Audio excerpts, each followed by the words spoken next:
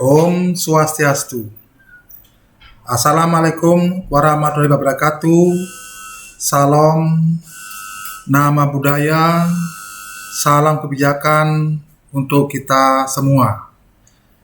Yang kami hormati Bapak Ibu Kepala Sekolah, guru-guru, pengajar, dan siswa-siswi SMP, SMA, SMK, se-Kabupaten Buleleng. Pertama-tama kami perkenalkan bahwa kami dari BNK Buleleng akan memberikan sosialisasi tentang dampak bahaya narkoba kepada seluruh SMP, SMA, SMK yang ada di Kabupaten Buleleng pada saat kegiatan MPLS ini, yaitu dalam masa pengenalan lingkungan sekolah tahun ajaran 2020. Mohon maaf, kami sampaikan bahwa media ini dibuat karena terbatasnya waktu dan kesempatan yang bersamaan untuk menjangkau seluruh siswa di sekolah masing-masing di Kabupaten Buleleng. Di sisi lain,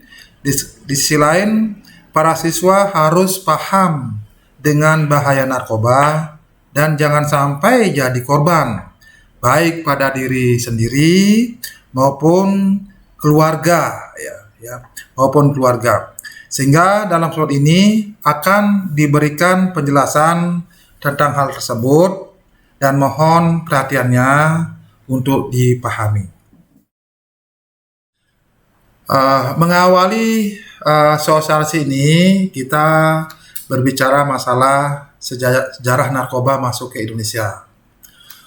Untuk diketahui bahwa sekitar tahun 2000 sebelum Masehi, di Samaria dikenal sari bunga opium atau kemudian dikenal dengan opium candu. Selanjutnya dalam abad ke-17, masalah candu ini bagi Cina telah menjadi masalah nasional. Bahkan di abad 19 terjadi perang candu. Akhirnya Cina ditaklukkan Inggris.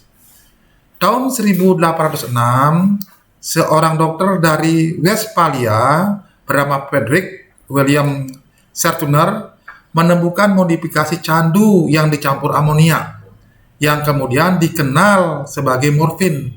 Itu diambil dari nama dewa mimpi Yunani yang bernama Morpheus.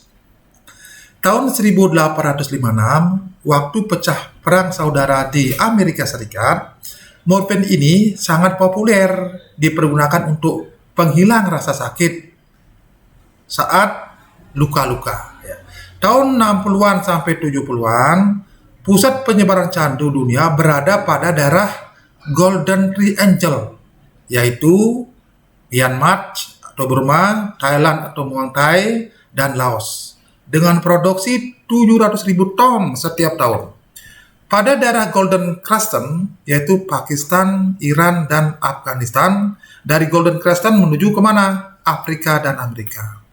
Selanjutnya pada akhir tahun 70-an, ketika tingkat tekanan hidup manusia semakin meningkat dan teknologi sangat mendukung, maka diberilah campuran-campuran khusus agar candu tersebut dapat juga dalam berbentuk obat dan pil, contohnya seperti sabu dan ekstasi.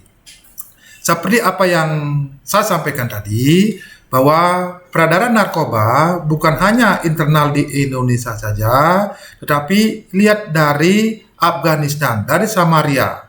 Dari Samaria itu menuju Saudi Arabia, kemudian masuk ke Indonesia melalui Malaysia, melalui Cina, melalui India, melalui Iran.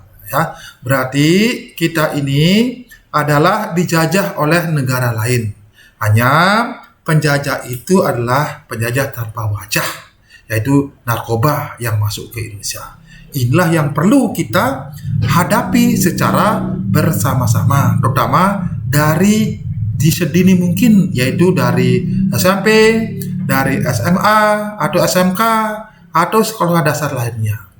Nah, ini perdagangan narkoba internasional di Indonesia tadi sampaikan dari Timur Tengah, dari Golden Crescent, ya, Golden Crescent, kemudian dari Golden Triangle, Thailand, Vietnam, Kamboja, masuk India, masuk Malaysia dekat Indonesia, masuk ke Indonesia, khususnya masuk ke Bali. Ke Bali khususnya masuk ke Buleleng, ya, Buleleng.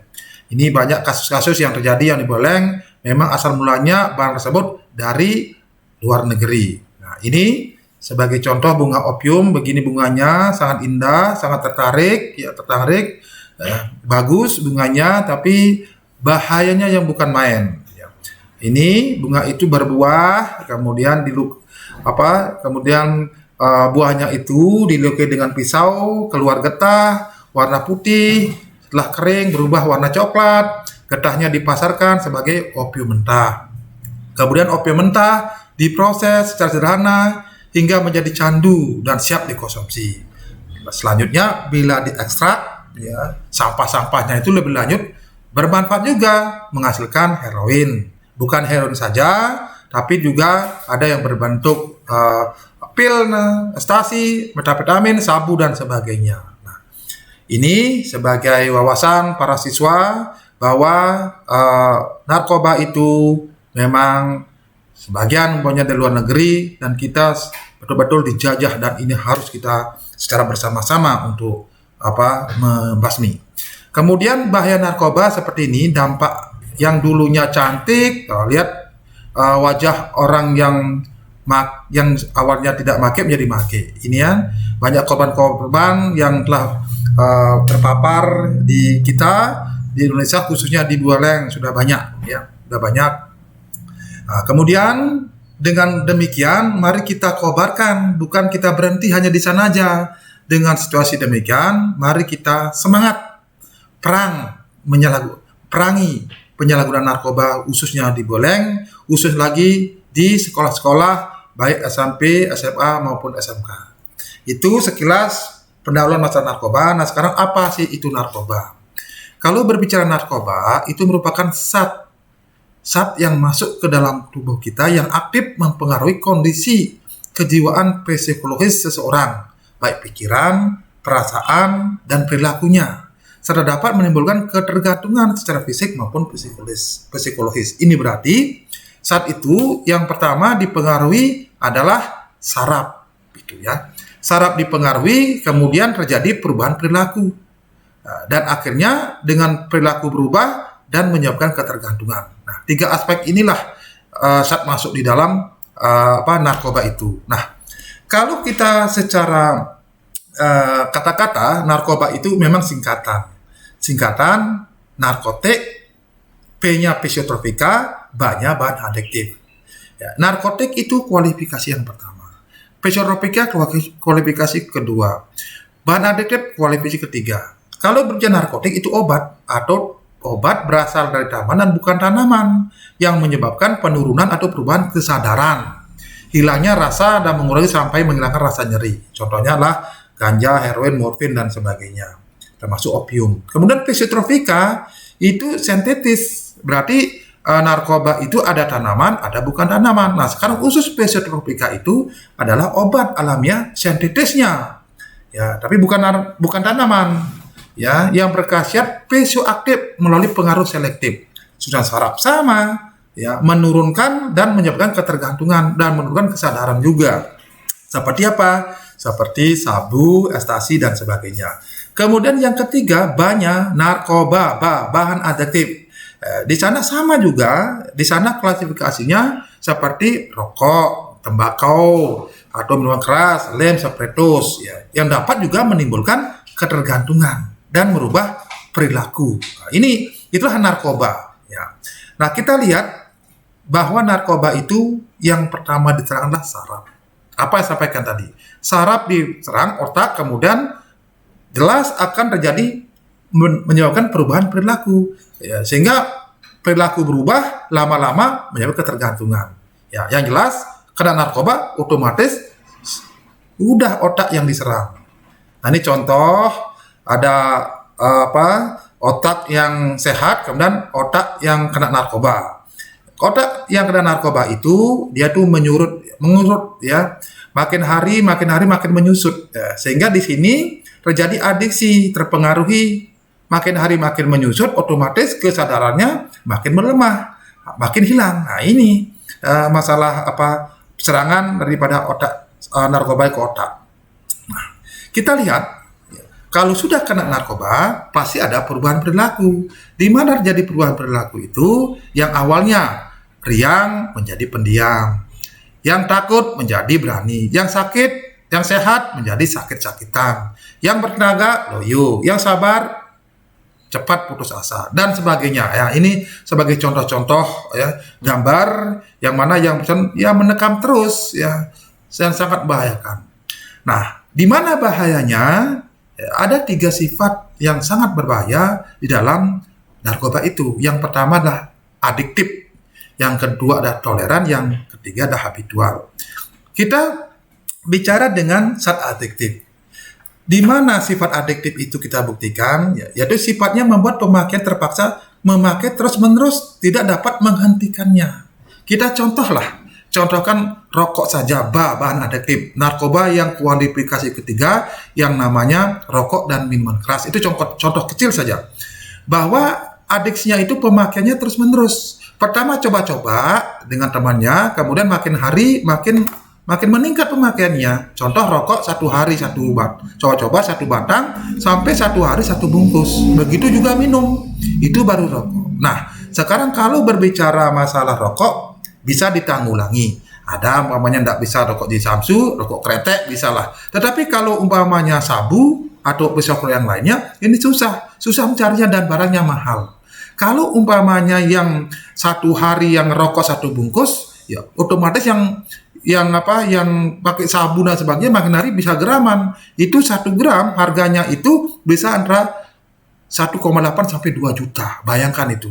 Ya, kalau rokok bisa ya cuma berapa ribu lah ya, 25.000 dan sebagainya. Nah ini yang menguras uang, makin hari makin meningkat ketergantungan sehingga kekayaannya semuanya akan dihabiskan untuk beli narkoba. Ini sangat berbahaya. Kemudian bila dihentikan akan menimbulkan efek pesat yang namanya apa? Yang namanya sakau. Sakau itu sakit luar biasa ya, kalau itu jenis psikotropika narkotika. Tetapi kalau yang rokok, yang memang keras, kalau putus asa cuma bingung saja. Inilah oleh sebab itu masih toleransi kalau masalah narkotik dan minuman keras. Tetapi kalau psikotropika, sabu, ekstasi dan narkotik tidak ampun, harus ya, berarti harus tindak tegas. Karena apa? Karena menyebabkan sakit yang luar biasa. Rasa nyaman itu akan kembali, rasa sakit itu akan kembali bila yang bersangkutan kembali memakai narkotika itu. Berarti tidak putus-putusnya, tidak boleh putus asa. Ini yang membahayakan. Rasa sakit ini tidak dapat dihilangkan dengan pemberian obat anti sakit apapun kecuali narkotika itu sendiri. Nah, bila mana orang tersebut sudah sakau nih, untuk mengatasi rasa sakitnya memang 2 cara. Satu, harus mengkonsumsi jenis narkotika yang sama dengan membeli dengan berbagai macam cara. Kemudian yang kedua, dengan tidak punya uang, kalau daripada sakit mengambil jalan pintas, yaitu salah satunya bunuh diri. Itu yang adiksi. Kemudian sifat toleran. Kalau berbicara toleran itu mengawali dari adiksi, makin hari makin meningkat, makin hari makin meningkat ya. Kemudian setelah makin lama toleran. Toleran itu membuat tubuh makanya semakin menyesuaikan diri dengan narkotika itu sendiri. Berarti itu semakin menyatu. Kalau sudah menyatu, Tuhannya adalah narkoba. Nah, sifat ini menuntut pemakaiannya itu menggunakan dosis semakin tinggi, makin banyak. Nah, bila dosis tidak dinaikkan, narkotika tidak bereaksi. Bila tidak naikkan, tidak bereaksi. Berarti mau kepingin lebih banyak lagi. Yang sebenarnya 0,1 menjadi 0,2, 0,3, sampai pemakaian 1 hari itu 1 gram. 1 gram pemakaiannya 1 hari, harga kalau sabu 2 juta. Nah, seperti itu. Ya. Sehingga membuat pemakainya mengalami sakau kalau tidak memakai itu. Ini yang sangat-sangat berbahaya. Nah, bila kenaikan dosis melebihi kemampuan, toleransi, karena tidak merasakan, karena adiksinya ini, ya, di sini akan mematikan, namanya overdosis. Ya, intensitas sakitnya, overdosis sama dengan sakit pada sakau. Nah, inilah sangat berbahaya. Artinya kalau toleran itu sudah ketergantungan sangat berat. Ibaratnya kalau orang yang sudah ketergantungan sampai toleran yang merokok, di kamar mandi pun dia merokok. Lebih baik dia merokok daripada tidak merokok, tidak dikasih makan. Lebih baik merokok daripada makan. Ibaratnya seperti itu. Itu sudah toleran. Ini sudah menyatu. Ini sama-sama dengan sifat-sifat teroris. Sudah menyatu. Tuhannya lah narkoba. Ya, siapapun susah untuk ngasih tahu. Nah, kemudian yang ketiga namanya habitual. Habitual berarti ingin mencari dan rindu. Nah, di mana menyebabkan pemakai itu, pengguna itu sudah sembuh, bisa kamu kembali replace. Nah, di BNN 3 hal tugas yang harus dilaksanakan. Yang pertama adalah pencegahan, kedua adalah pemberantasan, yang ketiga rehabilitasi. Yang rehabilitasi adalah orang yang sakit. Orang yang sakit itu adalah orang pengguna-pengguna kita obati. Setelah sembuh akan kambuh lagi, kepingin lagi. Inilah namanya habitual. Sama dengan orang yang merokok. Orang merokok minum. Pada awalnya dia sakit, pada sakit dia bersumpah untuk tidak merokok. Pada saat dia sehat, ketemu temannya, baru ada asap saja sudah kepingin. Nah, kalau tidak itu merasanya dia kurang pas, kepingin lagi. Makanya habitual susah menghilangkan, akan relapse kembali. Makanya perasaan kangen, ya berat ingin memakai kembali itu disebabkan oleh kesan kenikmatannya yang dulu, yang dalam bahasa mereka disebut dengan sugesti, ya, ketagihan, ya. Kemudian sifat habitual juga mendorong pemakai untuk selalu mencari dan memiliki narkotika. Seperti ini disebut dengan membutuhkan. Berarti sangat membutuhkan, kebutuhan. Berarti memang itu kebutuhan sekali masalah narkoba. Ini yang sangat-sangat berbahaya. Kenapa? Terkenang dengan bayangan-bayangan yang dulu yang pernah memakai. Justru itulah jangan sampai coba-coba memakai narkoba. Nah, ketiga sifat itu, ketiga sifat narkoba itu akan menjadikan bagaimana sikap kita. Satu, tergila-gila pada narkotika. Lebih baik mencintai narkoba dari diri sendiri atau orang tua atau saudara-saudaranya. Apalagi siapa? Dia itu tidak menghiraukan siapa kecuali narkoba itu sendiri. Sudah tergila-gila dengan narkotika. Itu yang pertama. Kemudian tidak dapat melepaskan diri dari narkotika. Sebab apa? Sebab kalau lepas penderitaan yang luar biasa namanya sakau itu susah. Harus memakai kembali.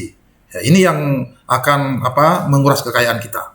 Dosisnya akan terus bertambah. Ini adiksinya ini makin hari makin meningkat sampai melampaui batas, dia itu akan sakit namanya OD, overdosis pemakaiannya. Makanya sering para siswa ketahuan di TV itu mati di hotel karena pemakaiannya di luar batas. Namanya overdosis, meninggallah di kamar bagi yang sudah punya uang banyak, gitu ya.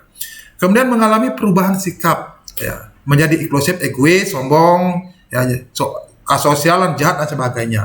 Mengalami kerusakan organ baik hati, paru, ginjal, otak, dan sebagainya. Jadinya, orang yang kena narkoba hanya waktu saja. Hanya waktu saja. Pada saat diproses hukum, kalau dia ketahuan, pada saat barangnya habis, kekayaannya terjual, pada saat dia meninggal. Kenapa? Karena sakit. Kenapa? Kena narkoba. Nah, justru itu jangan sampai coba-coba para siswa kena narkoba. Kemudian yang selanjutnya terjangkit penyakit maut, HIV. Kenapa? HIV dan sebagainya. Karena ini rentan penularannya. Karena kalau orang kena narkotika, orang morfin itu pemakaiannya melalui jarum suntik. Kalau penyerang jarum suntik, ya otomatis satu kena, semua kena. Satu kena HIV, banyak yang kena HIV. Nah, seperti itu yang terjadi. Nah, sekarang kita lihat bagaimana sih dampak kalau memakai narkoba. Kalau berbicara dampak, ada 5 hal yang harus kita perhatikan. Dampak kesehatan, tadi udah jelaskan, baik fisik maupun mental jelas. Ya, kemudian dampak sosial jelas, keluarga, masyarakat, bangsa, negara, individu dampaknya, ya, sosial otomatis individu. Kemudian pendidikannya sulit konsentrasi, putus sekolah, makanya dengan pendidikan SMP, SMA, SMK yang masih muda-muda ini konsentrasi sekolah. Kalau masuk narkoba sudah konsentrasinya susah, sehingga lebih baik dia putus sekolah, malas belajar. Orang yang kena narkoba sih malas belajar, otomatis dia berhenti sekolah. Siapa yang rugi? Udah diri sendiri, keluarga, maupun masyarakat juga yang rugi. Sekolah pun juga rugi. Makanya mari kita sama-sama, baik guru-guru, baik murid-murid, siswa-siswi, harus bersatu kita melawan narkoba ini. Dari ekonomi memang ada yang diuntungkan. Makanya pengedar itu kita tangkap karena dia untung. Ya, pengguna itu ya kita selamatkan. Itu yang sengsara. Di sisi lain pengguna ini ketergantungan, kepentingan. Nah, justru ini dualisme ini. Makanya ada demam, ada supply. Bagaimana memutus ini? Yaitu pengedarnya kita proses, kemudian penggunanya ini kita obatin. Nah, andai kata umpamanya adik-adik siswa guru-guru, siapa punya keluarga, kalau sudah menggunakan ada perubahan perilaku kira-kira menggunakan narkoba, jangan malu-malu, jangan takut melaporkan ke BNN. Diobati melalui rehabilitasi dan tidak diproses hukum, gitu ya, diselamatkan karena BNN menganggap bahwa kita dijajah, ya, dan penjajah itu tanpa wajah. Mari kita bahas bersama-sama. Kemudian yang terakhir dampak hukumnya berat, ya, hukumnya berat sampai hukuman mati. Itu dampak narkoba. Nah, kemudian di sisi lain, baik kondisi fisik dalam penyalahgunaan narkoba ini dipengaruhi juga mental, emosional, kehidupan sosial, apa yang sampaikan tadi, dan ini akibat kerugiannya. Lihat foto-foto yang saya tayangkan ini, bayangkan banyak terpapar, hanya ini nasi sudah menjadi bubur, pada waktu mempergunakan nyaman, pemula tidak apa-apa, tapi pemakaiannya sampai 10 tahun baru kelihatan. Setelah diproses hukum baru kelihatan. Ya, ini foto-fotonya, coba kita lihat, bayangkan dan pahami. Ya, ini jelas ya, berbagai macam gambaran sehingga para siswa itu paham bahwa begini loh, narkoba sangat berbahaya. Jangan coba-coba. Ya, ada yang DKP, ada merenung, ada kurus, kemudian ada terpapar mati, ada overdosis. Nah, ini kelihatan kan overdosis ini di TKP di hotel dan sebagainya. Ini kejadian nyata dan tidak ada kejadian nyata yang terjadi di kita ini. Nah, ini coba lihat ini foto yang kena HIV akibatnya, ya, kena narkoba, menjuruk aib. Bayangkan dia masih hidup, ya, keluar tidak bisa, malu keluar. Di sisi lain mukanya sudah seperti ini, jadinya susah, ya, apa yang harus dilaksanakan?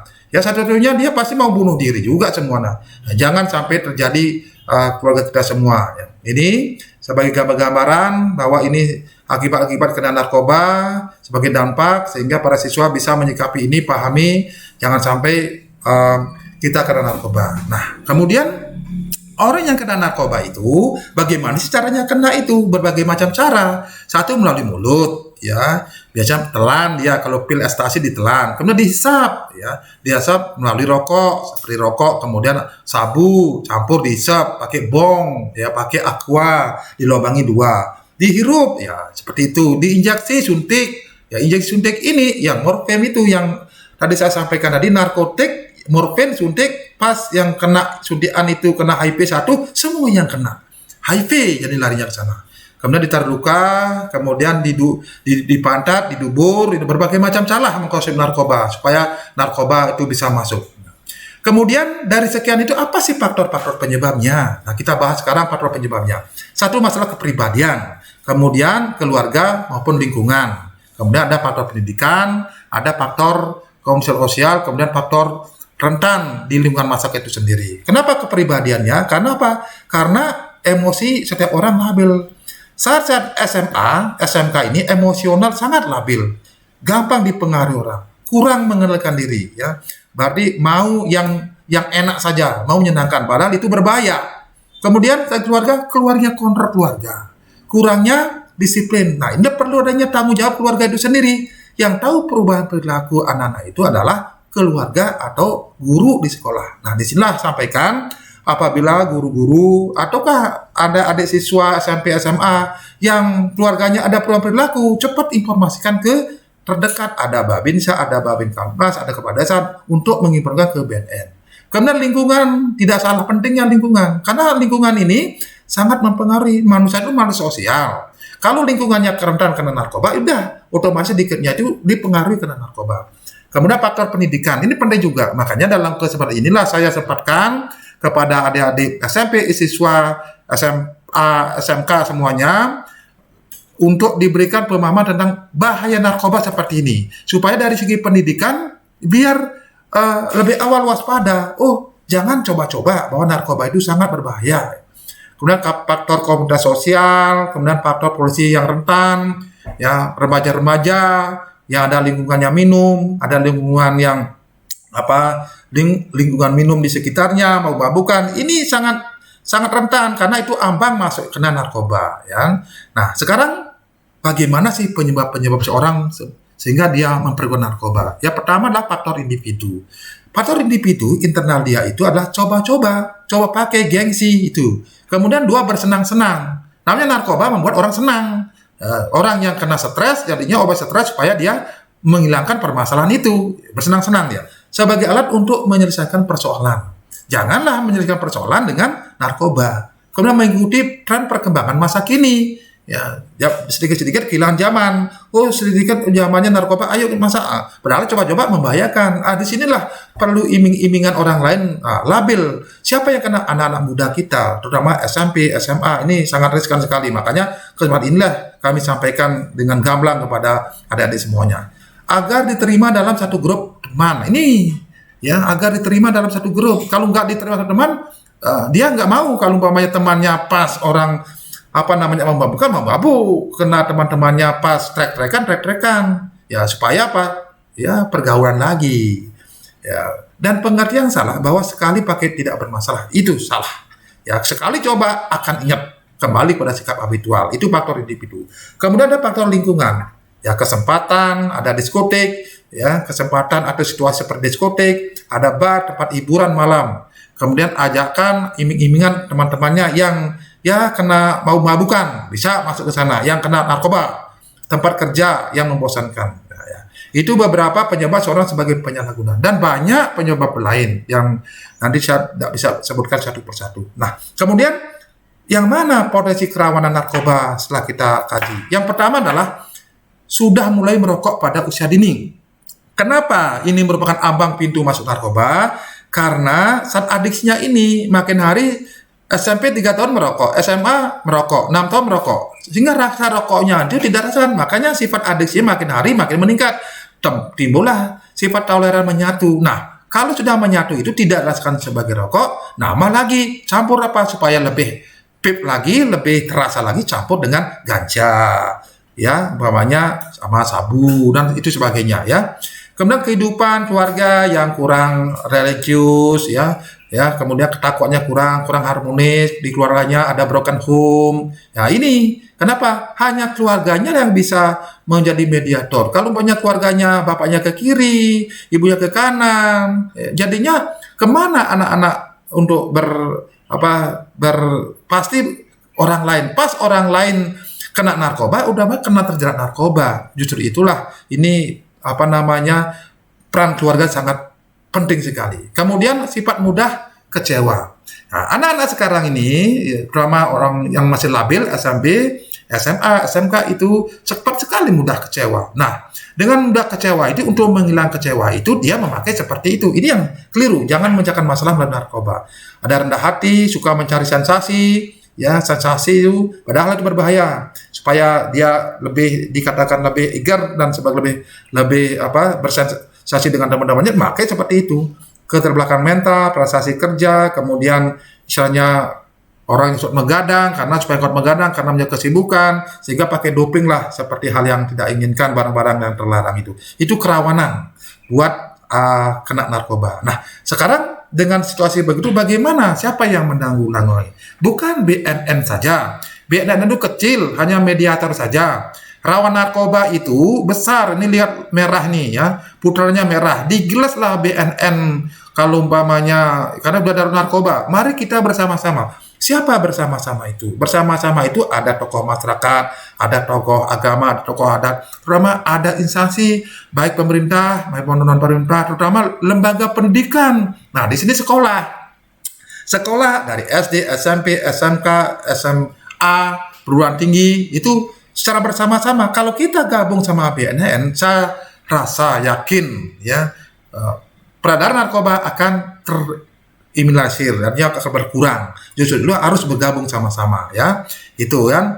Nah, kemudian ya dengan demikian kita harus siap-siap bersama-sama dengan sekolah dan teman ini, apalagi sama MPLS ini untuk Untuk memerangi narkoba khususnya di sekolah masing-masing. Demikian sosialisasi dampak bahaya narkoba ini disampaikan. Semoga bermanfaat, dan untuk terhindar dari bahaya narkoba ada beberapa hal yang harus diperhatikan.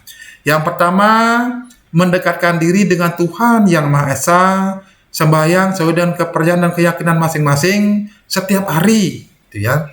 Itu pertama, ya. Coba kita lakukan seperti itu. Kemudian kedua, didekatkan diri dengan orang tua maupun guru-guru kelas di sekolah yang mengajar, ya. dan belajar dan ikuti kegiatan ekstrakurikuler dengan baik. Apa menjadi amanah kurikulum yang ada di sekolah masing-masing. Itu perhatikan. Kemudian 3, hindari mengkonsumsi bahan-bahan yang mengandung zat adiktif, terutama seperti rokok, karena merokok riskan sekali. Jangan sampai SMP, SMA, SMK, ya merokok sudah ambang masuk narkoba itu ya.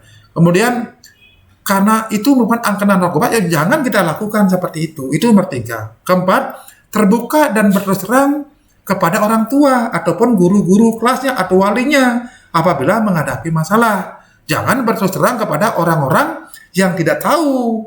Kalau orang-orang yang kita kasih tahu orang yang bermasalah, kenalah narkoba. Nah ini ya, makanya orang tua, guru-guru kalian yang ada di SMP, SMA itu yang terbaik. Apabila ada masalah, laporkan. Ya, selesaikan dengan masalah. Jangan menyelesaikan masalah dengan mengkonsumsi narkoba, itu keliru.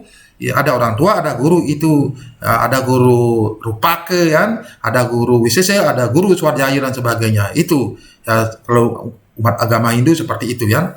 Waspadalah dalam pergaulan dan jalan hidup, berkreativitas dengan wajar. Ingat kreativitas kita. Cari pergaulan yang aman, ya, lihat-lihat samping kiri, kalau umpamanya ada peminum sebagainya, sudahlah. Ya, kita bagaimana caranya menghindari seperti itu. Jangan terpaut karena masih labil dalam umur-umur SMP, SMK ini.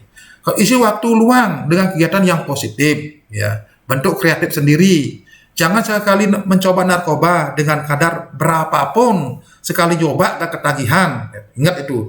Dan tetap katakan dan gelorakan tidak pada narkoba. Itu ada 10 hal ini aja yang kalau para siswa cermati kemudian melaksanakan, saya yakin, niscaya dan percaya kita akan terhindar dengan narkoba. Ya. Sekian dan mohon maaf bila dalam penyajian ini ada kesalahan, kekeliruan, ya, dan kami akhiri dengan Parama Santi.